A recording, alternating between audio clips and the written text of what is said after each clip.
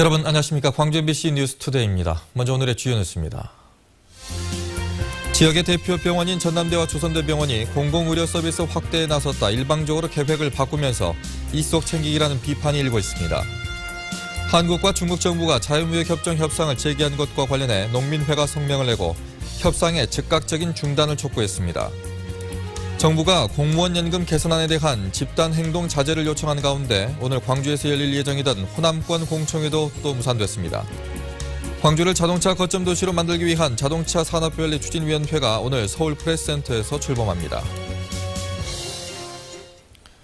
광주 지역 대학 병원들의 이속 챙기기가 도를 넘었다는 비판이 일고 있습니다. 공공의료 서비스 확대를 명분으로 몸집을 키우려다가 여의치 않으면 일방적으로 계획을 바꿔버리는 사례가 잇따르고 있습니다. 이계상 기자입니다. 전남대병원이 지난 2010년 보건복지부로부터 광주 전남 어린이 전문병원 사업권을 따냈습니다.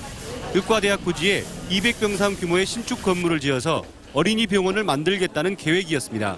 하지만 2년 반 동안 미적거리더니 결국 어린이 병상을 40% 이상 줄이고 관련 예산도 대폭 축소해버렸습니다.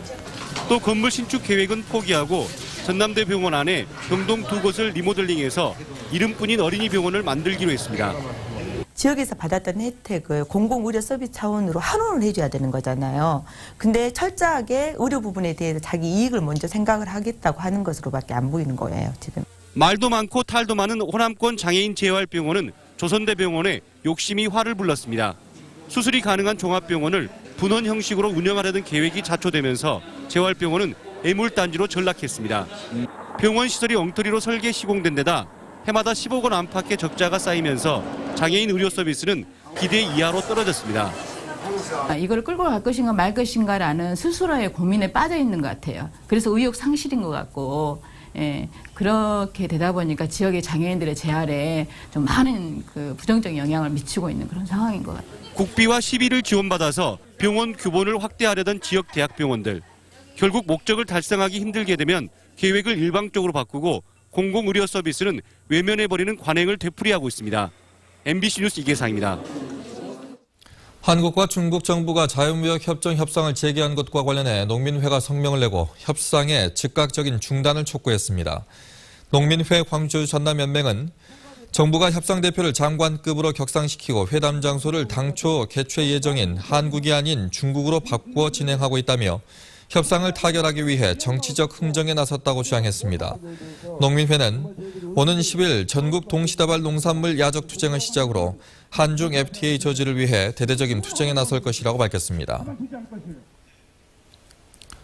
정부의 농업 예산 부풀리기가 심각해 매년 수천억 원의 예산이 불용 처리되고 있습니다.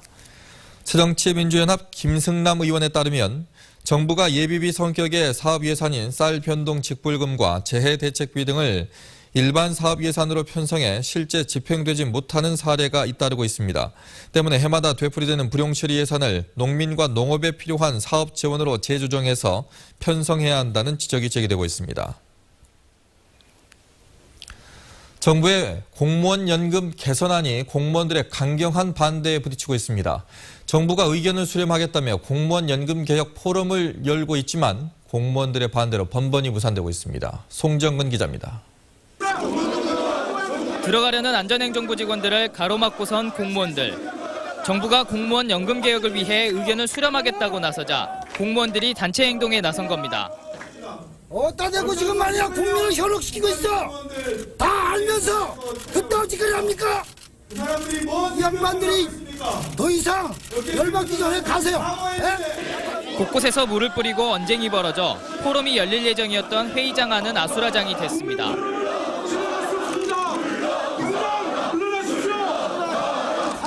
안행부는 공무원 연금 개혁에 관한 국민 포럼을 열려고 했지만 공무원들의 강한 저항에 부딪혀 포럼을 열지 못하고 1시간 만에 되돌아갔습니다. 다양한 현장의 여론을 듣고 수렴하기 위한 광주 지역 국민 포럼이 무산된 데 대해서 참 안타깝게 생각합니다. 공무원 노조는 일방적이고 형식적인 정부의 의견 수렴을 받아들이기 힘들다고 밝혔습니다. 왜 해야 되는지도 모르겠고 그리고 이동의 포럼을 하려고 그런 의지만 있으면은 그 전에 아예 대표들과 만나서 사회적 합의 기구를 만드는 게 우선이라고 생각됩니다. 각계의 의견을 수렴하겠다며 지난달 24일부터 전국 각지에서 시작된 포럼이 무산된 건 오늘로 세 번째입니다. MBC 뉴스 송정근입니다. 광주를 자동차 거점 도시로 만들기 위한 자동차 산업별리 추진위원회가 오늘 서울 프레스센터에서 출범합니다.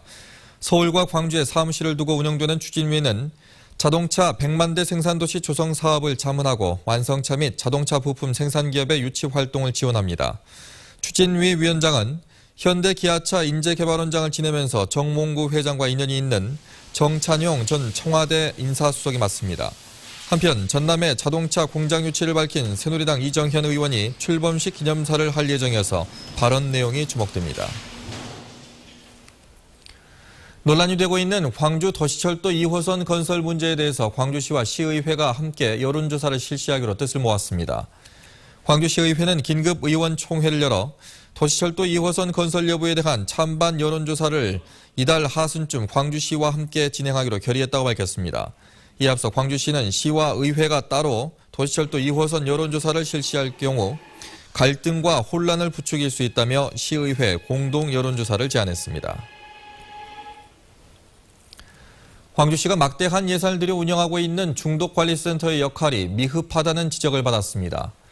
김보현 광주시의회 의원은 광주시 복지건강국에 대한 행정사무감사에서 지난해 5개 중독관리센터에 등록한 회원은 892명으로 연간 20억 원이 투입된다는 점을 감안하면 이용률이 매우 떨어진다고 지적했습니다.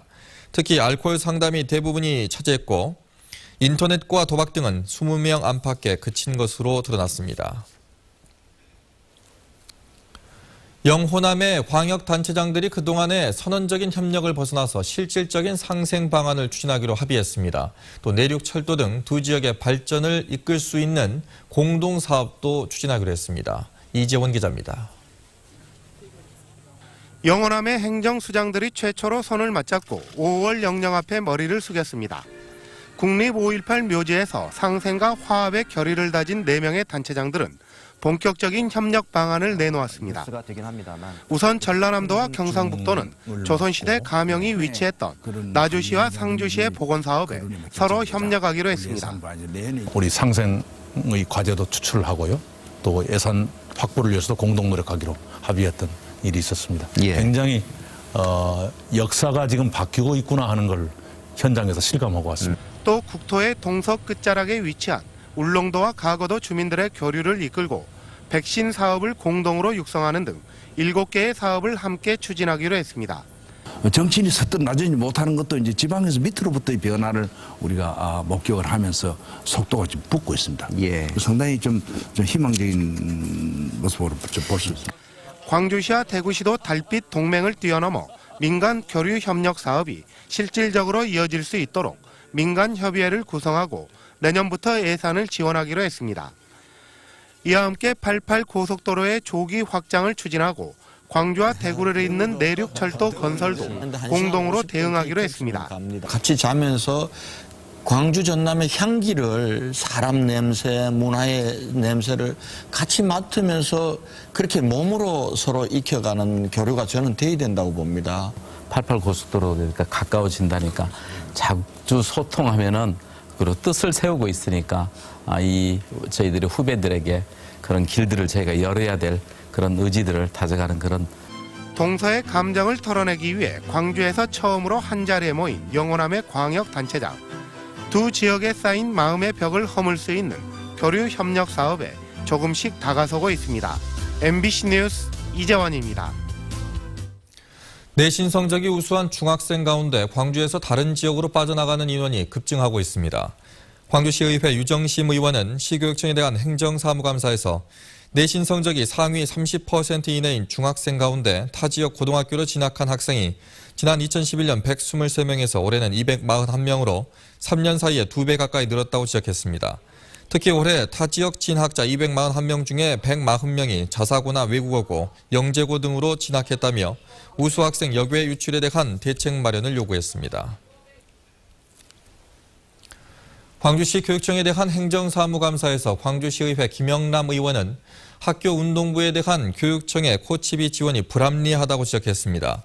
김영남 의원은 광주 지역 22개 학교에서 교육청 지원과는 별도로 학부모가 부담하는 코치 운영비가 연간 8억 원에 이른다고 주장했습니다. 반면 등록 선수가 5명이 안 돼 정상적인 운영을 못하는 운동부 29곳에는 코치 운영비가 지원되고 있다며 통폐합 필요성을 제기했습니다. 광주시 보건환경연구원이 지난달 급성호흡기 질환을 조사한 결과 전체 124건 가운데 절반가량인 59건에서 감기 원인 바이러스가 검출됐습니다. 이는 지난 9월 검사 때보다 1.5배가량 증가한 수치입니다. 보건환경연구원은 독감 예방접종 후 항체가 형성되기까지 2주가량이 걸린다며 조기에 독감 예방접종을 할 것을 당부했습니다.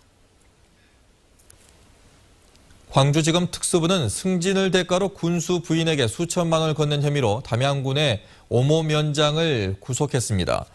지난 1월 승진한 오 면장은 사무관 승진 청탁을 하면서 담양 군수 부인에게 수천만 원을 건넨 혐의를 받고 있습니다. 검찰은 오 면장이 건넨 돈이 군수 부인이나 군수에게 전달되는지 여부를 조사하고 있습니다. 미쓰비시가 또다시 조정에 불참하면서 근로정신대 배상 소송이 화해로 해결될 가능성이 없어졌습니다. 광주고법은 어제 열린 미쓰비시 근로정신대 손해배상 청구 소송 사건 2차 조정에 미쓰비시가 또다시 불참했다며 조정의 여지가 없다고 보고 원고 측 의사에 따라 변론 재개 여부를 결정하겠다고 밝혔습니다. 앞서 원고들은 나이가 연로해 사건을 조정해 빠르게 해결하고 싶다는 의사를 밝힌 바 있습니다.